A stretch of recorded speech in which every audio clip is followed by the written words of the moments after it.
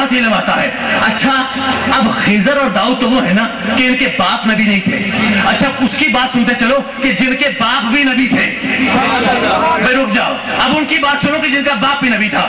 یعنی حضرت سلیمان ابن داؤد علیہ السلام, سلیمان بھی نبی ہے اور آپ کے والد بزرگوار حضرت داؤد وہ بھی نبی ہے.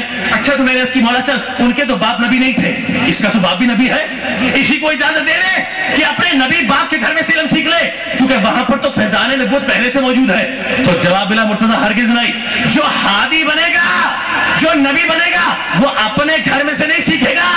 تو میں نے کہا مولا اب اس کے لیے کیا بندوبست کیا؟ تو جاؤ جا کے دیکھو سورہ نمل میں میرے مولا نے آواز دی کہ وَلَقَدْ آتَيْنَا دَاؤُدَ وَسُلَيْمَانَ عِلْمًا, کہ اللہ کی ذات باپ اور بیٹے دونوں کو علم پہنچائے گی. خدا کی قسم رک جاؤ بھائی, بہت توجہ چاہیے. مجھے اپنے کلام کے کجمج ہونے پر کوئی بھروسہ نہیں ہے, لیکن خدا کی قسم تمہارے حسن سماعت پر بہت بھروسہ لے کے آیا ہوں, ٹھیک ہے نا. تو اب سلیمان جو ہے, سلیمان اس کا باپ بھی نبی ہے. اب خدا نے کہا کہ اللہ کی ذات باپ اور بیٹے دونوں کو علم پہنچائے گی. اچھا بس ایک نبی کی بات اور سنتے چلو, یعنی حضرت یعقوب ابن اسحاق. گفتگو متقل ہو رہی ہے نا, یہ علماء میرے مخاطب ہیں. حضرت یعقوب ابن اسحاق, یعقوب بھی نبی ہے, آپ کے والد اسحاق بھی اللہ کے رسول ہے. اچھا میں نے کہا مولا ان کو اجازت دے دے کہ یہ اپنے باپ کے گھر میں سے علم سیکھ لے. تو کہا نہیں مرتضی, جو حال باقی انبیاء کا ہوا ہے وہی حال اس کا بھی ہوگا. تو میں نے کہا مولا اب کیا بندوبست کیا؟ تو جاؤ جا کے دیکھو سورہ یوسف میں میرے مولا نے آواز دی کہ وہ عالم من اللہ ما لا تعلمون, کہ اللہ کی ذات یعقوب کو علم پہنچائے گے. خدا کی قسم میں کتنے انبیاء کے نام گنواؤ بھائی, آپ کو گفتگو منتقل ہو رہی ہے نا بھائی, اب تم ہی بتاؤ کہ میں کتنے انبیاء کے نام گنواؤں. نبی اور اللہ کا ولی اپنے گھر میں سے علم نہیں سیکھ سکتا. کہاں سے سیکھتا ہے؟ اللہ کے گھر میں سے سیکھتا ہے. اچھا اب کیا بھول گئے اپنے محمد مصطفیٰ کو؟ کیا بھول گئے اپنے محمد مصطفیٰ کو؟ یعنی قبلہ بہت توجہ چاہیے مجھے آپ لوگوں کی. دیکھو جب غار حرا کی خلوتوں میں حضرت جبرائیل امین وحی لے کے آتے ہیں اور فرماتے ہیں اقرا محمد پڑھ, تو میرا محمد نہیں بولتا, میرا محمد نہیں بولتا. دوبارہ کہا اقرا پڑھ, لیکن میرا محمد خاموش رہا. تیسری مرتبہ پھر کہا اے محمد اللہ کے حبیب پڑھ, لیکن میرا محمد مصطفیٰ کچھ جواب نہیں دیتا. اب چوتھی مرتبہ جبرائیل نے تنگ آ کر کہا کہ اے حبیب اقرا باسم ربک الذی خلق, پڑھ اس رب کے نام سے جس نے تجھے پیدا کیا.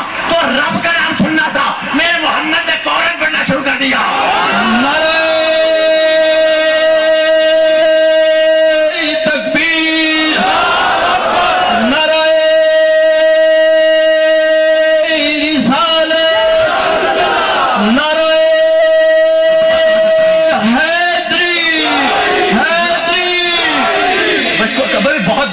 چاہیے. دیکھو میرے مجمع کے اندر مختلف ذوق رکھنے والے موجود ہیں اور مجھے سبھی کے ذوق کا خیال کرنا ہے. تو ابھی یہ میرے تمہیدی کلمات ہے, ابھی میں تمہارے ذوق لطیف پر آؤں گا, خدا کی قسم آؤں گا, ٹھیک ہے نا. اب عشق مصطفیٰ کا ایک ہی سہارا رہ گیا میرے پاس, ٹھیک ہے نا. اب جب میں داخل ہوا تو یہ خوبصورت کمکمے دیکھتے ہوئے خدا کی قسم میری طبیعت کی تمام تھکاوٹ دور ہو گئی ہے, ٹھیک. تو اب میں تمہارے ذوق سے کچھ اکتساب فیض لینا چاہتا ہوں, ٹھیک. میں بہت توجہ چاہیے.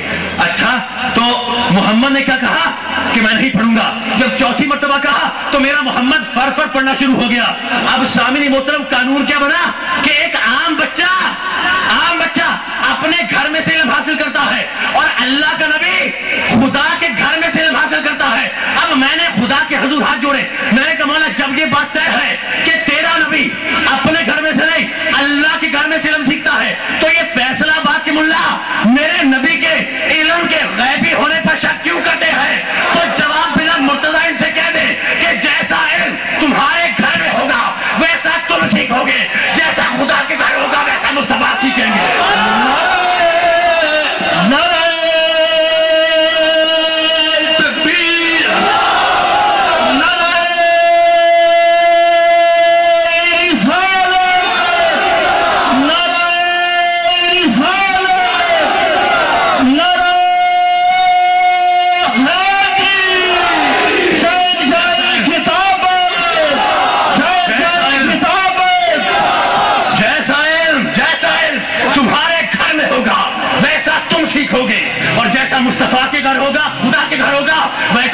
سیکھیں گے.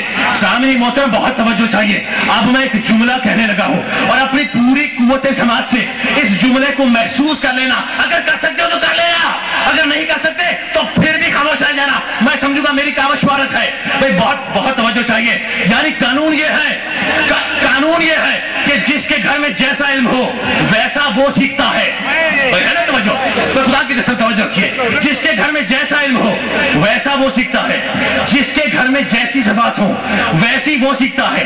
جس کے گھر میں جیسا غیب ہو ویسا وہ سیکھتا ہے. تو مجھے آج پتا لگا کہ خدا نے شہنشاہ ولایت جناب علی کو اپنے گھر میں کیوں پیدا کیا.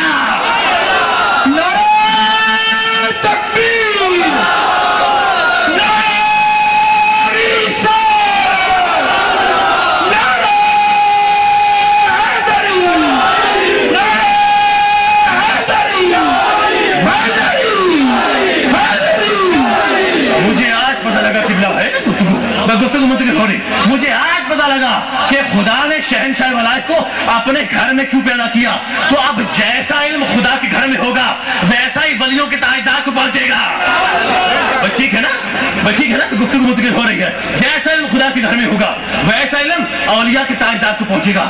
دیکھو میں نے دو برگزیدہ ولیوں کے توسل سے بیان کیا, حضرت خضر علیہ السلام اور جناب علی کرم اللہ وجہہ کے توسل سے بیان کیا کہ ان کو جو علم ملتا ہے وہ خدا کے گھر میں سے ملتا ہے. اور اگر خدا کا علم غیبی ہے تو پھر ولیوں کو جو غیب ملتا ہے وہ بھی غیبی ہے. ٹھیک ہے نا. اب میں ہاتھ جوڑا ہوں میرے فیصلہ آباد والوں. آپ جانتے ہو میری جائے پیدائش یہاں کی ہے. میں ہوں سیال کوٹ کا لیکن میری جائے پیدائش یہاں کی ہے. تو میں دیکھنا چاہتا ہوں کہ آج میں اپنے میکے آیا ہوں تو مجھے کیسا ذوق ملتا ہے. ٹھیک ہے نا.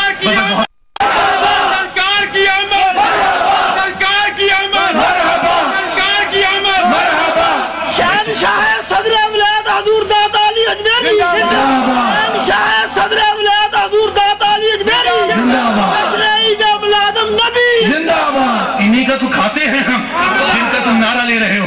تو ان کے نام سے سینوں میں ٹھنڈ نہ پڑے تو خدا کی قسم ایسے دل پر لعنت ہے. ٹھیک ہے نا بھائی. بہت توجہ چاہیے مجھے. دیکھو میں ہاتھ جوڑا ہوں. اچھا اب اس مقام پر میرا نوجوان طبقہ ذرا یہ بتائے کہ کیا یہ بیان ہونا ضروری نہیں ہے کہ خدا جو ان ولیوں کو غیب عطا کرتا ہے تو اس غیب کی کیفیت کیا ہے, اس غیب کی نوعیت